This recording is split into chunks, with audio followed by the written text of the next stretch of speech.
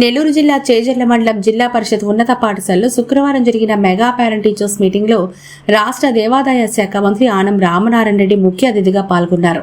ఈ సందర్భంగా మంత్రి ఆనంకు విద్యార్థులు, ఉపాధ్యాయులు ఘన స్వాగతం పలికారు.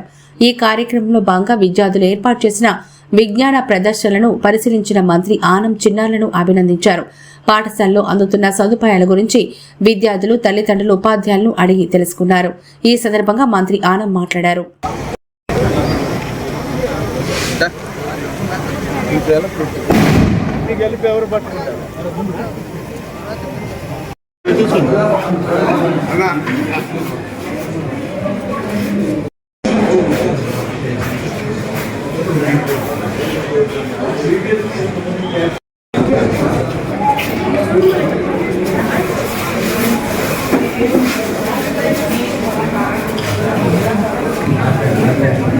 కనకరావు గారు డిప్యూటీ డిఓ ఆత్మకూరు వారిని వేదిక మీదకి ఆహ్వానిస్తున్నాం.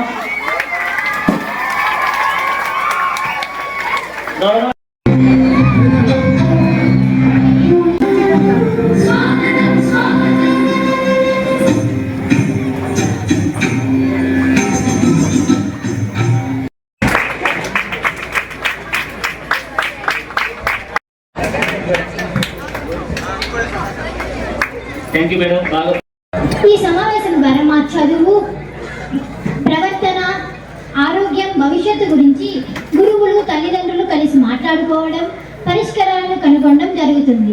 ఇలాంటి సమావేశాల ద్వారా పాఠశాల మరియు ఇళ్ల మధ్య బంధం పెరుగుతుంది, మా నేర్పు మెరుగుపడుతుంది.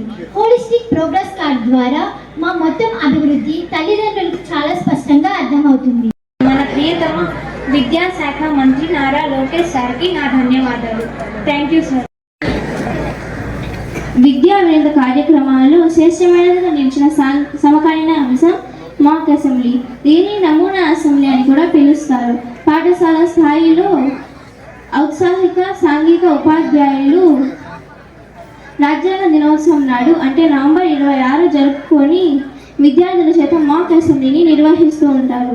ఇలా చేయడం వల్ల ఎన్నో ఉపయోగాలు ఉన్నాయి. ఇలా చేయడం వల్ల విద్యార్థులకు నాయకత్వ లక్షణాలపై పెంపొందల, అభివృద్ధి మరియు ప్రజాప్రతినిధులు ఏ ఏ విషయాల గురించి చర్చిస్తారు అనే దాని పట్ల అవగాహన కలుగుతుంది.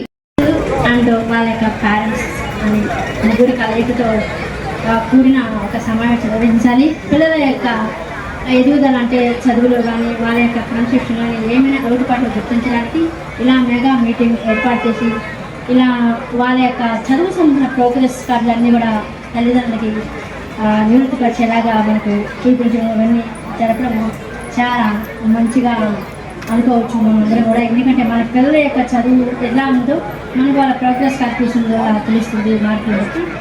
తర్వాత ఈ స్కూల్లో అంటే మన పిల్లల యొక్క భవిష్యత్తు అనేది ఓన్లీ భవనాల వల్ల కాకుండా గురువుల వల్ల.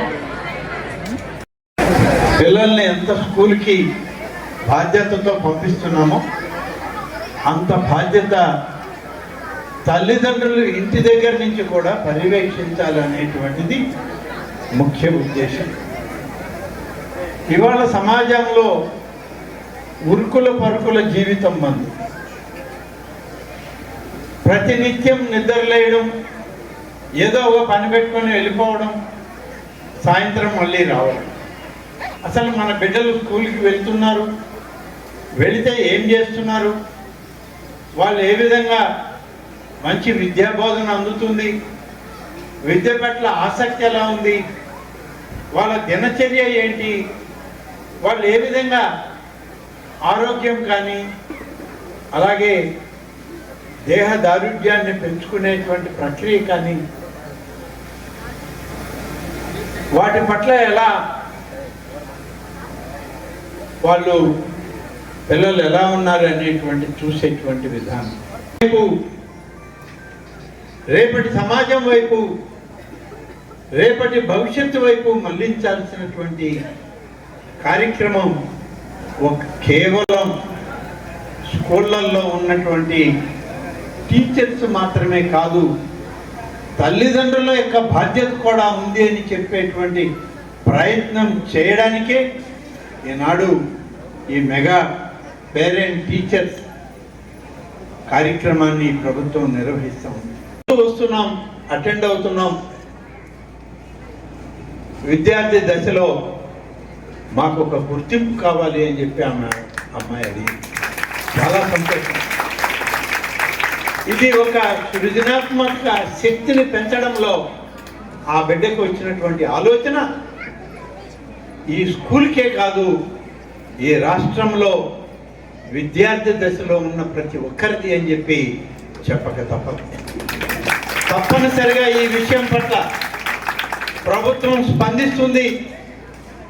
గౌరవ విద్యాశాఖ మంత్రి గారైన శ్రీ నారా లోకేష్ గారి దృష్టికి తీసుకెళ్ళి ఇది ఒక్క చేజర్ల హై స్కూలే కాదు, రాష్ట్రంలో ఉన్నటువంటి ప్రతి విద్యార్థికి ఈ ఐడెంటిటీ అవసరం అనేటువంటి విషయం పట్ల ఒక నిర్ణయం తీసుకోవాలి అనేటువంటి దాని మీద విద్యాశాఖ మంత్రి గారి దృష్టికి తీసుకెళ్లడం జరుగుతుంది. మాస్టర్స్ వాళ్ళు ఊరికినే ఉద్యోగాలు రాలేదు. వాళ్ళు టీచర్ ట్రైనింగ్ కోర్సులు పాస్ అయ్యారు, బిఈడి కోర్సులు పాస్ అయ్యారు, ఎంఈడి కోర్సులు పాస్ అయ్యారు.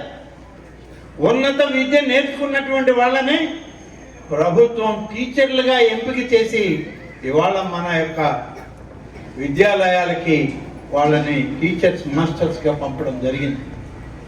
ఒకసారి గమనించండి, ఏ ప్రైవేట్ స్కూల్కైనా ఇంగ్లీష్ కాన్వెంట్లో పంపించాలనే కోరిక మనకు ఉండొచ్చు, తప్పలేదు. కానీ స్థాయికి మించి పంపిస్తున్నాం, అది కూడా ఆలోచించాలి. ఆ స్కూల్కి వెళ్ళి మీ బిడ్డని చేర్చబోయే ముందు మీరు ఫీజు కట్టబోయేటువంటి ఆ 25,000, 50,000, 60,000, 70,000 ఏదో మీరు కష్టపడి కూలీ చేసి పొదుపు చేసి కట్టాల్సిన డబ్బు ఆ స్కూల్కి కట్టేటప్పుడు ఆ స్కూల్లో టీచర్లు ఎవరు, వాళ్ళ స్టాండర్డ్ ఏంటి, ఏమి చదువుకున్న టీచర్ నా బిడ్డకి ఏబిసిడీలు నేర్పిస్తుంది, ఓనామహాలు దిద్దిస్తుంది, మ్యాథ్స్ చెప్తుంది, సైన్స్ చెప్తుంది. వాళ్ళ క్వాలిఫికేషన్ ఏంది అనేది కానీ ఎప్పుడైనా మనం అడిగి చూడగలిగితే ప్రభుత్వ విద్యాలయాల్లో ఉన్నటువంటి టీచర్ల క్వాలిఫికేషన్ ముందు ప్రైవేటు విద్యాలయాల్లో ఇవాళ ఉన్నటువంటి ఆ ఉపాధ్యాయులు, అధ్యాపకులు అన్క్వాలిఫైడ్ టీచర్స్ని పెట్టి వాళ్ళు వ్యాపారం చేస్తున్నారు, ప్రభుత్వం సేవ చేస్తుంది అని ఈ సమాజంలో చెప్పగలము ధైర్యంగా అని చెప్పి విధానం. మీ విద్యాశాఖ మంత్రి శ్రీ లోకేష్ గారి ఆలోచన కూడా అది. రేపటి తరం భవిష్యత్తు బాగుండాలి, రేపటి తరం జ్ఞానవంతమైంది అయితే భారతదేశం కూడా అంతే విజ్ఞానాన్ని సంపాదించుకున్నటువంటి దేశంగా ప్రపంచంలో తలెత్తుకొని నిలబడగలిగినటువంటి పరిస్థితి భారతదేశానికి ఉంటుంది, ఆంధ్రప్రదేశ్ రేపటి తరానికి ఉంటుందని చెప్పి ఆలోచన చేస్తూ ఉన్నాం. టీచర్ కొట్టింది అంటే ఇంటికి వచ్చి చెప్పగానే మీరు ఆ స్కూల్ మీద యుద్ధానికి పోవాలి, ఆ టీచర్ల మీద యుద్ధానికి పోవద్దు. ఒక టీచర్ ఒక బిడ్డను దండించిందంటే దానికి ఒక కారణం ఉంది, మీరు ఆ కారణం తెలుసుకోండి. బిడ్డలో ఎక్కడైనా లోపం ఉందా, తప్పు చేశారా, విద్యలో వెనకబడుతున్నాడా, వెళ్ళి ఆ స్కూల్లో అప్పచెప్పి నా బిడ్డని నువ్వు బాగా తర్ఫీదు ఇవ్వమ్మా అని చెప్పి చెప్పండి. అంతే తప్ప నా కొడుకుని లేకుంటే నా కూతుర్ని బెత్తంతో అరచేతి మీద కొట్టావు, వాత పడిందంటే అటువంటి వాతలు మా అరచేతుల్లో మా వీపుల మీద ఎన్నో ఇంకా గుర్తులు ఉన్నాయి. ఆ గుర్తుల్ని చూసుకుంటూ ఇవాళ మేము పైకి వచ్చాం, ఇవాళకి స్థాయిలోకి వచ్చామంటే ఇటువంటివి ఎన్నో చూసాము.